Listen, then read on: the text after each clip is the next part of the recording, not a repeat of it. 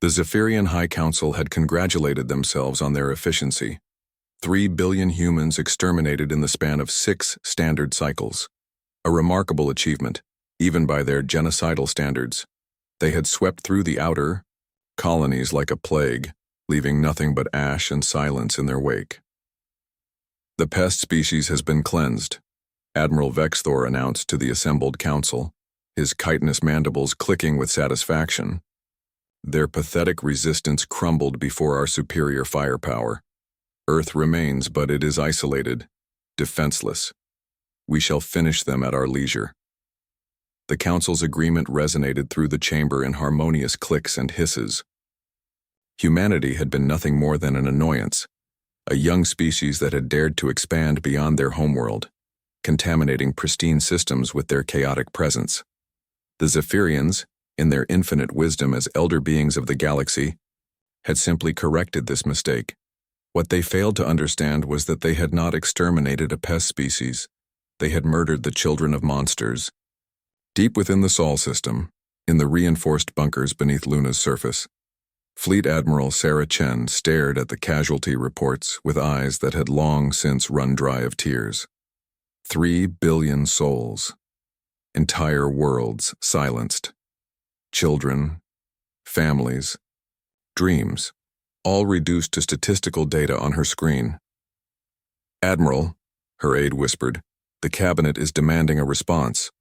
The people are calling for—" "I know what they're calling for," Chen interrupted, her voice carrying the weight of dead worlds. "And they'll have it." She turned to face the assembled representatives of humanity's military leadership. These were not the politicians who had preached peace and diplomacy. These were the descendants of warriors, the children of those who had survived every catastrophe Earth had ever thrown at them. Ice ages, plagues, world wars, near extinctions, humanity had endured them all, and each trial had forged them into something harder. "Gentlemen, ladies," Chen began, her voice calm as the void between stars. "The Zephyrians believe they have won. They believe they have broken us." She paused, letting the silence stretch. "They are mistaken." The room erupted in grim smiles. Operation Nemesis is now active. Total war protocols are in effect. The Zephyrians wanted to see what humanity could do when pushed. Her eyes became steel. They're about to find out. Within hours, the transformation began. Shipyards that had produced civilian vessels for centuries retooled for war production. Scientists who had dedicated their lives to peaceful research turned their brilliant minds to weapons of unimaginable destruction. Artists and poets composed symphonies of vengeance that would echo across the galaxy. But it was not just the machinery of war that changed, it was humanity itself. The genetic modifications came first. Soldiers enhanced beyond recognition. Their reflexes faster than Zephyrian neural networks could process. Their bones reinforced with metals that could withstand antimatter explosions. Their minds networked in ways that made them think as one lethal organism. Then came the AI integration. Humanity had long feared artificial intelligence, but grief and rage burned away such concerns. They merged with their digital children, creating hybrid consciousnesses that could process battlefield data at the speed of light, while retaining the creative brutality that only biological minds could conceive. Finally, they unleashed technologies that they had kept locked away in their darkest archives, weapons so terrible that even humanity had deemed them too dangerous to use.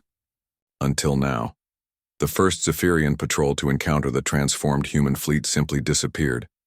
No distress signals, no debris, just empty space where proud alien warships had been moments before.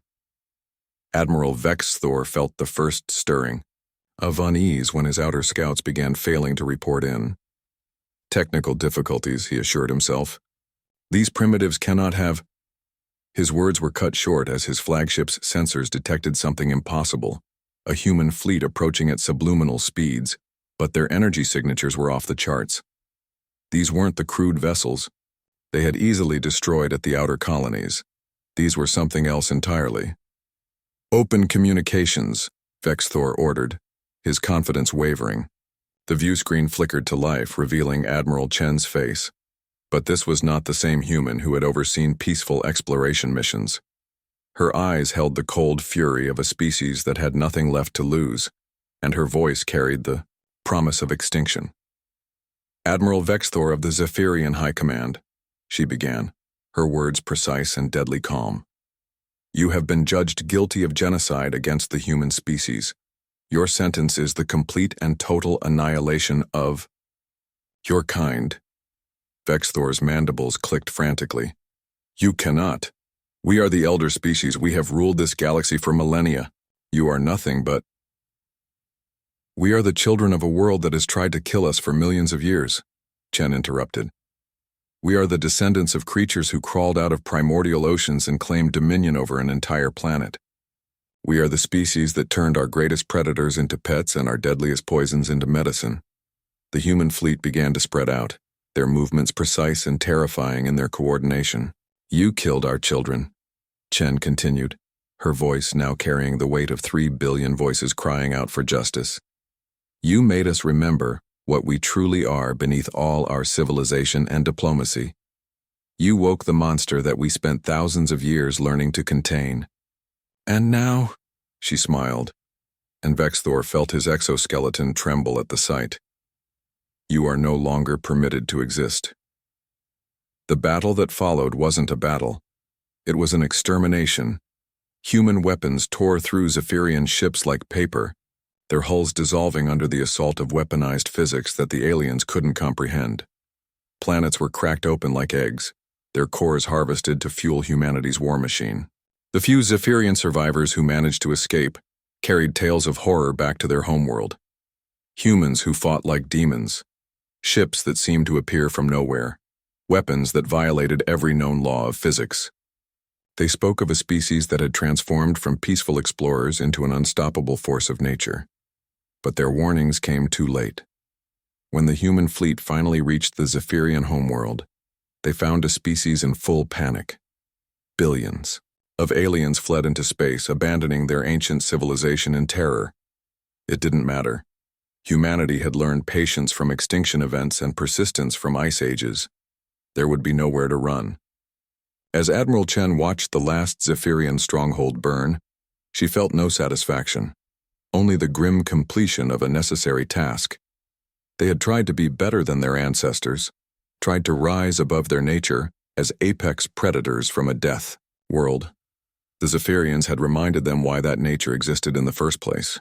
In the years that followed, other alien civilizations would speak in hushed whispers about the species that had emerged from Sol system.